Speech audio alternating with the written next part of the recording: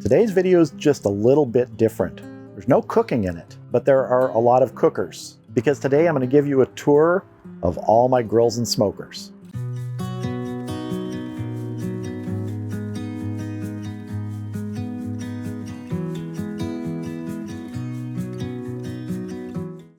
Yeah, I think I've got 9 or 10 of them here to show you today. There's 2 that I'm not going to show you. My gas grill, because it's just a gas grill, and my first smoker, my first electric smoker, the Masterbuilt, which really doesn't work anymore. I've been thinking about converting that to a cold smoking unit, and that may still happen. But before I get into showing you the smokers, I want to say happy birthday to Teddy. He's a viewer. His sister reached out, asked if I'd wish him a happy birthday because she said he'd like that, and so happy birthday, Teddy. Now let's see who's first on deck. It's my Charbroil electric smoker. I consider this to be virtually identical to the Masterbuilt that I started with. And despite what a lot of people think about electric smokers, this thing does a great job. I've had this one for a number of years. It's working great. I had one minor repair that I had to do on it, and I did a video about that. It was replacing the heating element. It's digitally controlled. It has a remote, 4 racks inside. I've done just about everything in here: ribs, tri-tips, small brisket flats, pork butts, sausages, salmon, chicken, turkey. It does a great job, and it is convenient. And every once in a while, my wife makes me clean the inside of the window so you can actually see in, but I really don't care. As long as I can smell the food and it smells good, I'm happy. Let's move on to the next grill. I call this grill the Beast. Isn't it cute? It's got a handle. This is the Lodge Sportsman Cast Iron Grill. It's a fun little grill. I didn't need it, but I wanted it, and it really does have a few nice features. Nice little access door. Makes it easy to add charcoal, move coals around so you don't have to take the grate off. Adjustable damper. And on one side of the cooking grate, it's flat. The other side, it has ridges. I actually like cooking on the flat side better. It's a little bit more distance between that and the coals. The other nice thing about this is it retains heat. So once you get it hot, it stays pretty hot. Doesn't have a lot of surface area, but again, it's a fun little grill to cook on. It is cast iron, so it does require maintenance, but I like cooking on cast iron. I don't mind that at all. All right, let's move on to the next grill. This is the big boy, the Lone Star Grill's 20x42 offset. This is a fantastic smoker. I love this thing. It has a 20-inch firebox, damper on that side, has a slide-out cooking grate over the firebox you can remove if you don't want it there. If you open the firebox lid, there's a griddle there, and if you remove the griddle, you have access to that cooking grate. In the firebox right now, I have what's called the fire management basket. Really helps with the efficiency, but this is an extremely efficient cooker just on its own. Almost all the time in this, I'll use half splits of wood, 10 inches long, and I can run a 250 temperature for about an hour on that half split of wood. It's just a super efficient cooker. Has a drop-down front shelf and really good capacity inside. Upper and lower shelves slide easily and are removable.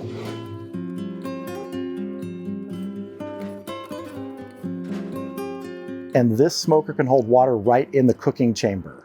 Bottom is basically a reservoir. You can hold several gallons of water, and there is a drain valve underneath so you can get that out of there when you're done. I've used that on occasion in very dry conditions. It really is nice to not have to put a water pan in there.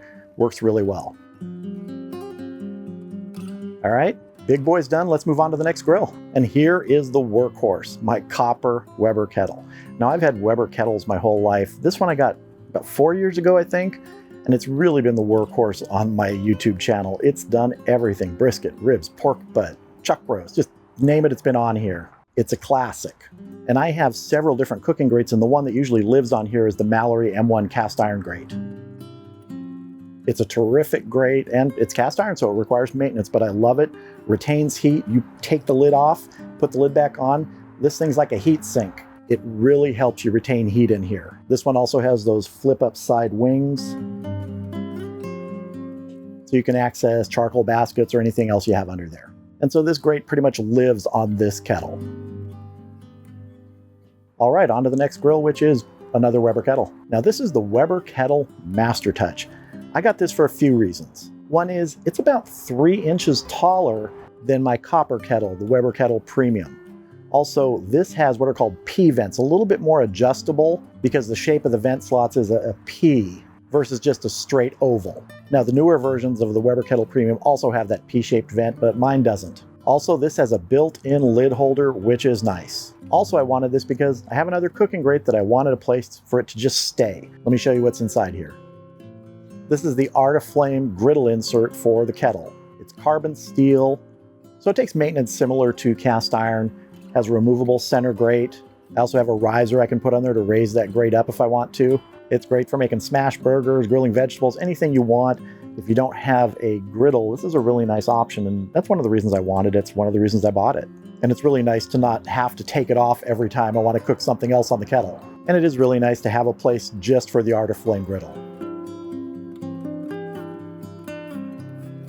All right, on to the next grill, which is another kettle, but not a Weber kettle. This is the SNS Grille's kettle. SNS Grilles are the people who make the Slow and Sear. And when I knew that this was going to be produced, I wanted one. I knew it right away, so I bought one. It has some really nice features that I wish the Weber kettles had. First of all, 4 legs. That's really nice for stability. I know 3 legs like the Weber kettles, that's a little more usable on uneven ground, but really most of the time these grills are going to be on a pretty flat surface. It also has a lid thermometer, which is on the same side as the vent and lower, so it's closer to the cooking grate. It also has an additional air intake at the bottom, which is sometimes called the smoke hole. I believe it's there so you can add like a fan unit or something, but I like it because it really allows you to dial in a precise airflow. It also has a built-in temperature probe port with cover. It has a side shelf which folds out of the way, and it has a lid holder. Let me show you inside. Now it comes with the Easy Spin grate. It also comes with a hinged flip-up wing on one side of the cooking grate, which allows full access to the Slow and Sear.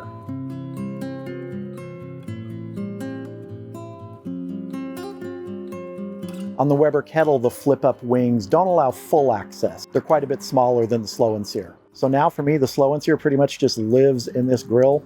That's what I use it for. Honestly, if I was choosing between this and say the Weber Kettle Master Touch and I could only have one, I think I'd probably go with this because those features are really nice. All right, on to the next grill. This is my Camp Chef flat top grill. I believe this is the FTG 600. I think that's the model number. I actually had it out yesterday because I was doing some reseasoning, cleaning up some rough spots on one portion of the grill. Just like any cast iron or carbon steel cooking surface, it takes maintenance, but it's well worth it. This thing's a beast. You can cook a ton of food on here. Whole breakfasts for dozens of people, burgers, hot dogs, anything you want. It's a really versatile cooker. And I'm not going to do it, but you can actually lift this off and cook straight on a grill underneath.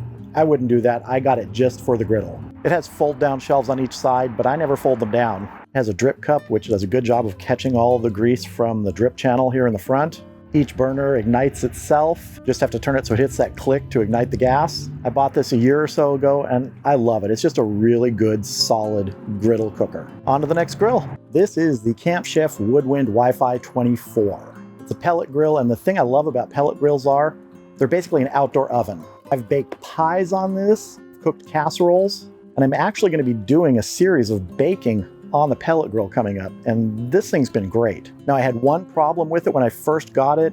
Within about a month, the radio went bad because this is a digital unit. It uses Wi-Fi and Bluetooth to connect to your network and to your smartphone. There's an app for it. Camp Chef sent me out a replacement radio unit. I put it in, it was fairly easy. It's worked flawlessly since then. So as I mentioned, this has a digital control unit. You can dial in the temperature, dial in the smoke level. It's not turned on right now, but in this little LCD screen here, you can see everything you need to see. It has 4 temperature probe ports here right next to the window where you can see the pellet level. It has a dump chute in the back where you can remove pellets if you want to change out the flavor you're using. This has the optional sidekick unit, which is a propane burner. You can cook on it with a pan or a pot, or you can put a griddle on it that comes with it. It also has a pizza oven attachment you can get, which is really good. I've used it and it works great. Now this also has what's called a sear function, where you pull this lever and it exposes the top of the fire pot, so you get almost like a direct flame on the cooking grates. It works okay, but I did something inside so I get a better overall heat. Let me show you that. I had some custom carbon steel cooking grates made for this from a company called The Burn Shop. Did a great job. And what these do is they absorb the heat. So if I preheat this to say 400, 450 degrees, this entire cooking surface is really hot. Works better for searing burgers, steaks, things like that. I've had good luck with it. Now there's space for an upper cooking rack in here. I don't have it in now, but really good capacity. I also bought some beef jerky racks for this, and that's one of the things I love about this. You can go down to a lower temperature, like 160, 170 degrees, and that's a really good temperature for smoking jerky. So that's the pellet grill. Let's move on to something with a little more roundness to it. No, not me. Next up, the pit barrel cooker. Now this is really one of the easiest cookers you can use. It's a shame I don't use it as much anymore because I have so many grills, and I purchased another drum cooker, which you'll see in just a minute. But this puts out really good food. I used it again recently, and as I was using it, it was like the smell coming off it's amazing. It's a rib cooking machine. It can just turn out great ribs after great ribs after great ribs. Now I have this on a drum roller, which makes moving it around a lot easier than carrying it and putting it on the stand. Inside, I've got the cooking grate and the hanging rods. The hanging rods are part of the venting system. They're there to help maintain control of the temperature. But I use the flat cooking surface, the cooking grate, a lot. All in all, it's just a great cooker. Once you dial it in, 275 degrees right around there, it just stays at it. But now let's move on to the final cooker I'm going to show you. My newest one and kind of the big brother to this one. So yes, I'm wrapping up today with my Hunsaker Vortex 55-gallon drum smoker. I purchased this middle of last year, and it's a fantastic smoker. It has built-in rear wheels and a locking front caster, stainless steel vent stack with a thermometer built right into that. I added a thermometer holder on the handle on the back, and it has what's called a floating lid hinge. I don't quite know what that means, but it's really easy to open and to keep it open. Let me show you. Just flip this down. That's there as sort of a safety if the lid just sort of starts to flip and you don't want it to slam down. Now the drum has 5 different levels you can place the rack at, or multiple racks. I have 2 flat racks. I purchased an extra one. And then there is this hanging rack on top where you can hang ribs, chickens, turkeys. I've done turkey on this. So there's a lot of capacity in this. I've done full size, like 17, 18 pound briskets on this. It uses what they call the Vortex basket system. It has a diffuser plate on top of it, which is, I guess, designed to help distribute the air more evenly inside. And I found this cooks very evenly, very nice. I looked at a lot of different manufacturers, and I just decided to go with this one for several of those features I mentioned. I've been very happy with it and ecstatic with the food it turns out. So those are my cookers. Squirrel's back. Dude, what are you doing? The squirrel has just been coming around all day while I've been filming. If you want to make a cameo, get over here on top of the cooker. Maybe you'll see him in the back there. You see him?